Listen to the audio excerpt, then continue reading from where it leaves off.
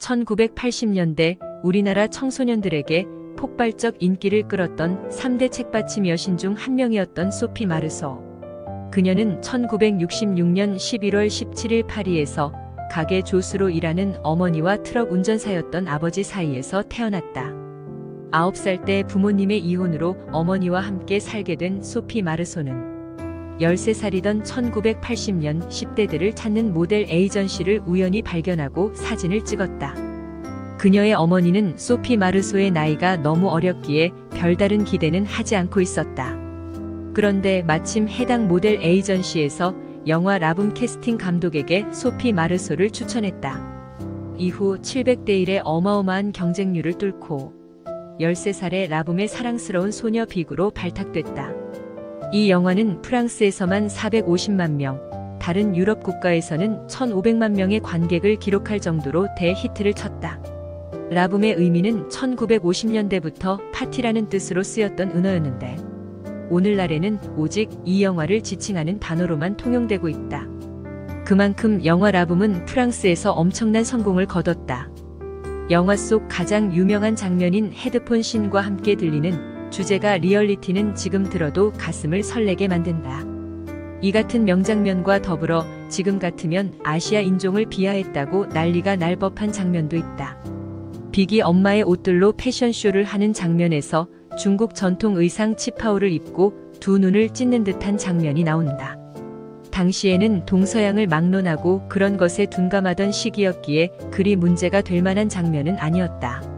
라붐의 성공으로 2년 뒤 속편격인 라붐2가 제작되었고 전작과 마찬가지로 프랑스를 포함한 유럽 일대에서 큰 성공을 거둔 것은 물론 한국, 일본 등에서도 개봉됐다. 한국에서는 라붐2가 만들어진 지 4년 만인 1986년 7월 26일 서울 코리아 극장과 부산 해성극장 두 곳에서 처음 개봉됐다.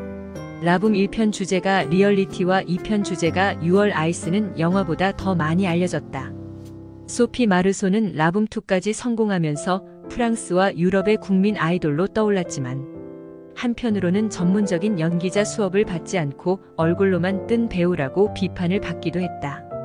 그녀는 어린 나이에 갑작스럽게 얻은 엄청난 인기에 그 당시 너무 힘들었다고 토로했다. 한 인터뷰에서 라붐의 성공은 어른들에게 행복 그 자체였다.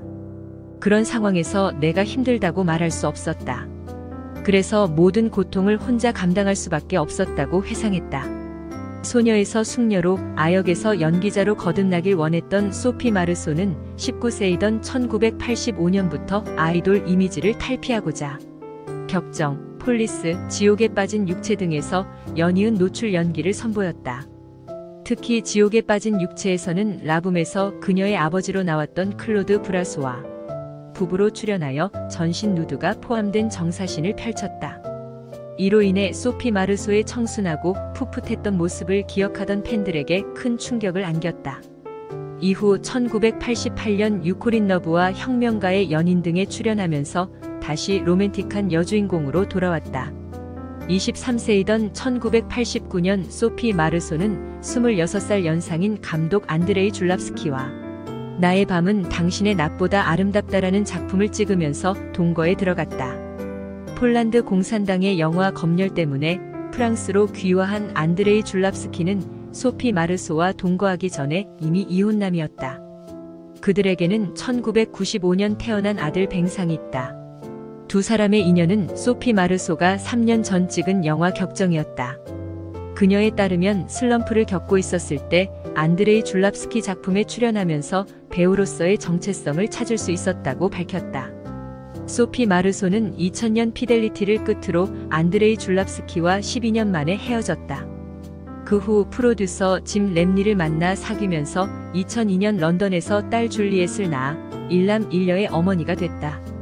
그녀의 두 아이는 모두 결혼을 하지 않은 채 동거만 하면서 낳은 자녀들로 프랑스의 자유로운 결혼관을 대변하는 듯하다. 그녀는 한국에서 엄청난 흥행에 성공한 작품이 없음에도 웬만한 미국 배우 못지않게 인지도가 높다. 그래서 프랑스 배우로서는 드물게 한국을 여러 차례 방문했었다. 1991년에 영화 쇼팽의 푸른 노트 홍보차 방문했고 1993년에는 미테랑 대통령 방한 때도 함께 한국을 찾았다. 당시 소피 마르소를 보려고 몰려든 군중을 보고 미테랑 대통령은 자신을 보러 온 줄 알고 대단히 흡족해했다는 일화도 있다. 소피 마르소가 처음 한국을 찾은 때는 국내에서 해외 유명 연예인 CF 모델 기용이 붐을 이뤘던 1989년이다. 그녀는 LG생활건강에서 시판되는 드봉 화장품 CF에 출연해 2억 원을 받아 고액 출연료 논란에 휩싸였다. 모델의 인지도와 인기를 고려해 출연료를 결정했겠지만 당시 2억이면 한국 영화 한 편의 평균 제작비였고 신흥 부촌으로 떠오르던 강남의 30평짜리 아파트 4채를 살 수 있는 금액이었다. 같은 해 그녀는 말도 많고 탈도 많았던 토크쇼 잔이윤쇼에 출연했다. 당시 잔이윤과 조영남은 한국말을 모르는 소피 마르소에게 엄청난 신뢰를 보여 도마 위에 올랐다. 그녀의 이름인 소피를 소변 또는 소의 피로 놀리는 듯한 1차원적인 멘트를 구사했었다고 한다.